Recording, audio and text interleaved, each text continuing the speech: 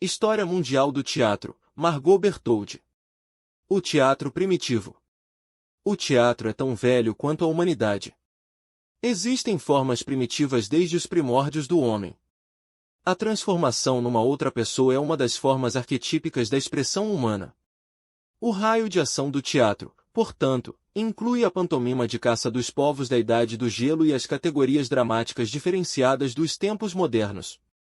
O encanto mágico do teatro, num sentido mais amplo, está na capacidade inexaurível de apresentar-se aos olhos do público sem revelar seu segredo pessoal. O xamã que é o porta-voz do Deus, o dançarino mascarado que afasta os demônios, o ator que traz à vida a obra do poeta, todos obedecem ao mesmo comando, que é a conjuração de uma outra realidade, mais verdadeira. Converter essa conjuração em teatro pressupõe duas coisas: a elevação do artista acima das leis que governam a vida cotidiana, sua transformação no mediador de um vislumbre mais alto, e a presença de espectadores preparados para receber a mensagem desse vislumbre. Do ponto de vista da evolução cultural, a diferença essencial entre formas de teatro primitivas e mais avançadas é o número de acessórios cênicos à disposição do ator para expressar sua mensagem. O artista de culturas primitivas e primevas arranja-se com um chocalho de caça e uma pele de animal. A ópera barroca mobiliza toda a parafernália cênica de sua época. Ionesco desordena o palco com cadeiras e faz uma proclamação surda-muda da triste nulidade da incapacidade humana. O século XX pratica a arte da redução. Qualquer coisa além de uma gestalização desamparada ou um ponto de luz tende a parecer excessiva. Os espetáculos solo do mímico Marcel Marcial são um exemplo soberbo do teatro atemporal. Fornecem-nos vislumbres de pessoas de todos os tempos e lugares, da dança e do drama de culturas antigas, da pantomima das culturas altamente desenvolvidas da Ásia, da mímica da antiguidade, da comédia dell'arte. Num trabalho intitulado Juventude, Maturidade, Velhice, Morte, alguns poucos minutos é tudo de que Marcial necessita para um retrato em alta velocidade da vida do homem, e nele atinge uma intensidade avassaladora de expressividade dramática elementar. Como o próprio Marcel diz, a pantomima é a arte de identificar o homem com a natureza e com os elementos próximos de nós. Ele continua, notando que a mímica pode criar a ilusão do tempo. O corpo do ator torna-se um instrumento que substitui uma orquestra inteira, uma modalidade para expressar a mais pessoal e, ao mesmo tempo, a mais universal mensagem. O artista que necessita apenas de seu corpo para evocar mundos inteiros e percorre a escala completa das emoções é representativo da arte de expressão primitiva do teatro. O pré-histórico e o moderno manifestam-se em sua pessoa. Discutindo o teatro das tribos primitivas em seu livro Cenoura, Oscar Eberui diz: o teatro primitivo real é a arte incorporada na forma humana. Abrangendo todas as possibilidades do corpo informado pelo espírito, ele é, simultaneamente, a mais primitiva e a mais multiforme, e de qualquer maneira a mais velha arte da humanidade. Por essa razão é ainda mais humana, a mais comovente arte. Arte imortal. Podemos aprender sobre o teatro primitivo pesquisando três fontes: as tribos aborígenes, que têm pouco contato com o resto do mundo e cujo estilo de vida e pantomimas mágicas devem, portanto, ser próximos daquilo que nós presumimos ser o estágio primordial da humanidade, as pinturas das cavernas pré-históricas em talhes, em rochas e ossos, e a inesgotável riqueza de danças rítmicas e costumes populares que sobreviveram pelo mundo afora. O teatro dos povos primitivos assenta-se no amplo alicerce dos impulsos vitais, primários, retirando deles seus misteriosos poderes de magia, conjuração, metamorfose dos encantamentos de caça dos nômades da Idade da Pedra, das danças de fertilidade e colheita dos primeiros lavradores dos campos, dos ritos de iniciação, totemismo e xamanismo e dos vários cultos divinos. A forma e o conteúdo da expressão teatral são condicionados pelas necessidades da vida e pelas concepções religiosas. Dessas concepções o indivíduo extrai as forças elementares que transformam o homem em um meio capaz de transcender-se e a seus semelhantes. O homem personificou os poderes da natureza. Transformou o sol e a lua, o vento e o mar em criaturas vivas que brigam, disputam e lutam entre si e que podem ser influenciadas a favorecer o homem por meio de sacrifícios, orações, cerimônias e danças. Não somente os festivais de Dioniso da antiga Atenas, mas a pré-história, a história da religião, a etnologia e o folclore oferecem um material abundante sobre danças rituais e festivais das mais diversas formas que carregam em si as sementes do teatro. Mas o desenvolvimento e a harmonização do drama e do teatro demandam forças criativas que fomentem seu crescimento. É também necessária uma autoafirmação urbana por parte do indivíduo, junto a uma superestrutura metafísica. Sempre que essas condições foram preenchidas, seguiu-se um florescimento do teatro. Quanto ao teatro primitivo, o reverso do seu desenvolvimento implica que a satisfação do vislumbre superior, em cada estágio, era conquistada às custas de alguma parte de sua força original. É fascinante traçar esse desenvolvimento pelas várias regiões do mundo e ver como, quando e sob que auspícios ele se deu. Há clara evidência de que o processo sempre seguiu o mesmo curso. Hoje está completo em quase toda parte, e os resultados são contraditórios. Nas poucas áreas intocadas, onde as tribos aborígenes têm ainda de levar a cabo o processo, a civilização moderna provoca saltos erráticos, mais do que um desenvolvimento equilibrado. Para o historiador de teatro, um estudo das formas pré-históricas revela paralelos significativos que o seduzem a traçar o desenvolvimento da humanidade mediante o fenômeno do teatro. Conquanto nenhuma outra forma de arte possa fazer essa reivindicação com mais propriedade, é também verdade que nenhuma outra forma de arte é tão vulnerável à contestação dessa reivindicação. A forma de arte começa com a epifania do Deus, em termos puramente utilitários, com o esforço humano para angariar o favoritismo e a ajuda do Deus. Os ritos de fertilidade que hoje são comuns entre os índios cherokees quando semeiam e colhem seu milho têm seu contraponto nas festividades da corte japonesa, mímica e musicalmente mais sofisticadas, em honra do arroz. Assemelham-se também ao antigo festival da espiga de trigo dourada, celebrado anualmente em Eleusis pelas mulheres da Grécia. Os mistérios de Eleusis são um caso limite significativo. São a expressão de uma fase final altamente desenvolvida, que, embora potencialmente teatral, não leva ao teatro. Como os ritos secretos de iniciação masculinos, eles carecem do segundo componente do teatro, os espectadores. O drama da antiguidade nasceria da ampla arena do teatro de Dioniso em Atenas, totalmente à vista dos cidadãos reunidos, não no crepúsculo místico do santuário de Deméter em Eleusis. O teatro primitivo utilizava acessórios exteriores, exatamente como seu sucessor altamente desenvolvido faz. Máscaras e figurinos, acessórios de contra-regragem, cenários e orquestras eram comuns, embora na mais simples forma concebível. Os caçadores da Idade do Gelo que se reuniam na caverna de Montespan em torno de uma figura estática de um urso estavam eles próprios mascarados como ursos.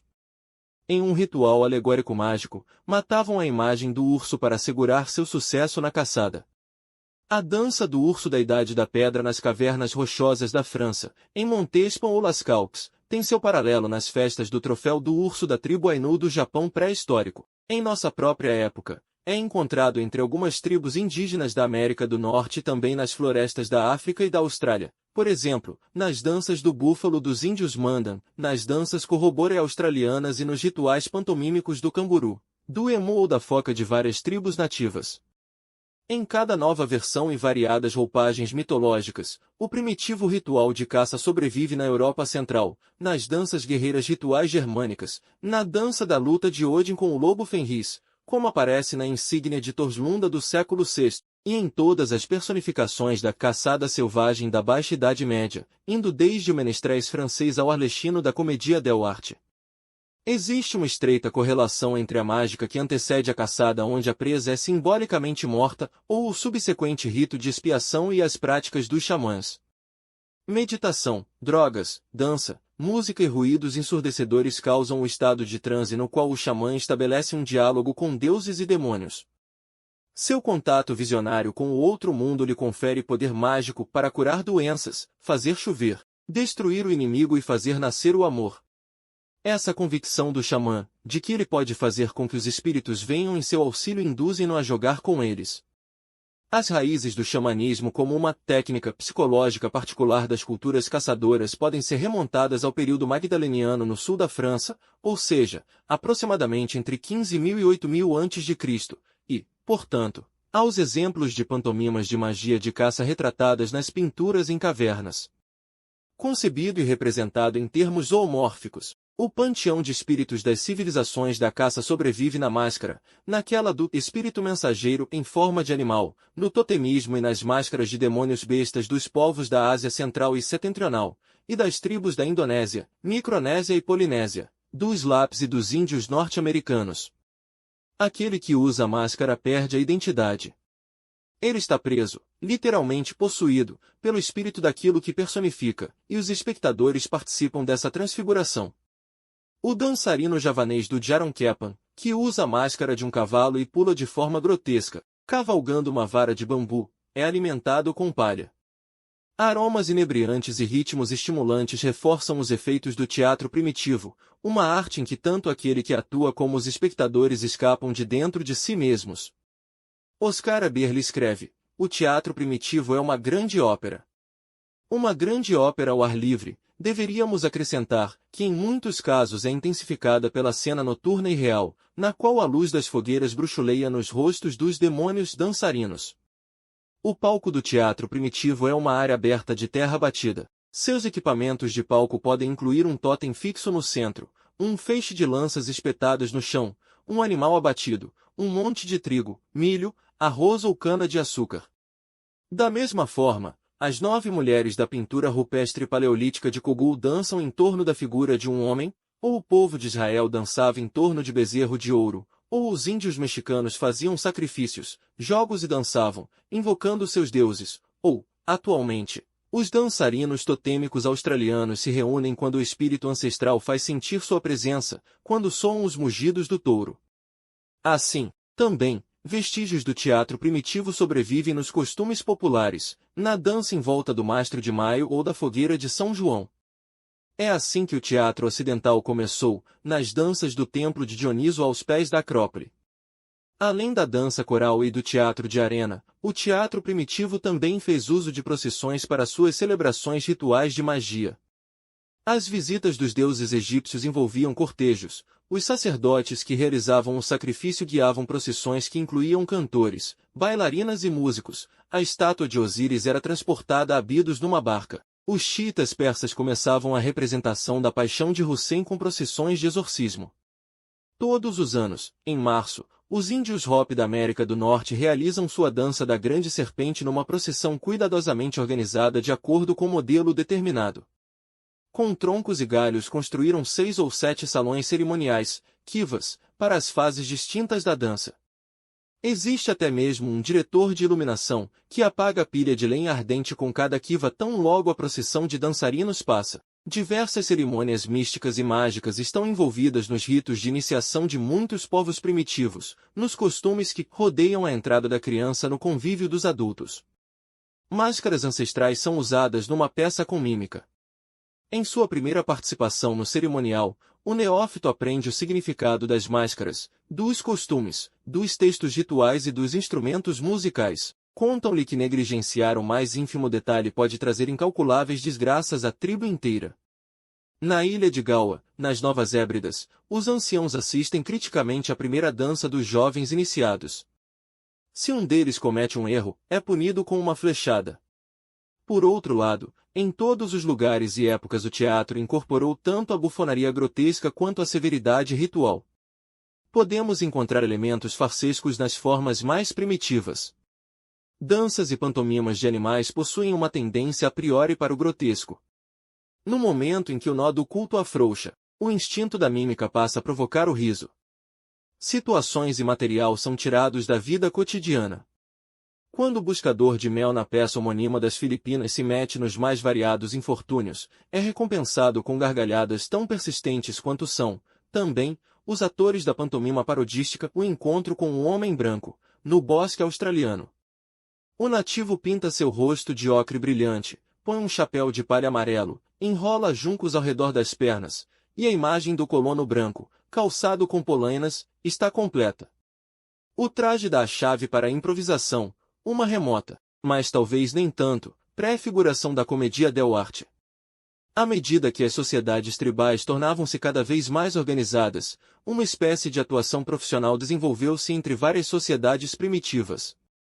Entre os Arioi da Polinésia e os nativos da Nova Pomerânia, existiam troupes itinerantes que viajavam de aldeia em aldeia e de ilha em ilha. O teatro, enquanto compensação para a rotina da vida, pode ser encontrado onde quer que as pessoas se reúnam na esperança da magia que as transportará para uma realidade mais elevada. Isso é verdade independentemente de a magia acontecer num pedaço de terra nua, numa cabana de bambu, numa plataforma ou num moderno palácio multimídia de concreto e vidro. É verdade, mesmo se o efeito final for de uma desilusão brutal. A máscara mais altiva e a mais impressionante pompa não podem salvar o Imperador Jones, de O'Neill, do pesadelo da autodestruição. Os antigos poderes xamânicos esmagam-no numa lúgubre noite de luar ao som de tambores africanos. Nesta peça expressionista, O'Neill exalta os pequenos medos sem forma, transformando-os no ameaçador frenesi do curandeiro do Congo, cujo chocalho de ossos marca o tempo para o ribombar selvagem dos tambores. Um eco estridente de ritos primitivos de sacrifício ronda o palco do século XX. Como se aflorasse do tronco da árvore, o curandeiro, de acordo com as instruções de O'Neill, bate os pés e inicia uma canção monótona. Gradualmente sua dança se transforma numa narrativa de pantomima, sua canção é um encantamento, uma fórmula mágica para apaziguar a fúria de alguma divindade que exige sacrifício. Ele escapa, está possuído por demônios, ele se esconde, salta para a margem do rio. Estira os braços e chama por algum deus dentro de sua profundeza.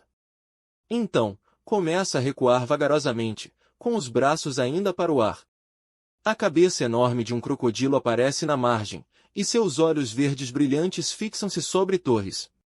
Numa montagem de 1933, o cenógrafo americano Lumiel Zineiro utilizou uma enorme cabeça de Olmeca para o primitivo altar de pedra requerido pelo texto. Figurinos africanos, caribenhos e pré-colombianos combinam-se num pesadelo do passado. O teatro primitivo ressurge e age sobre nossos medos existenciais modernos.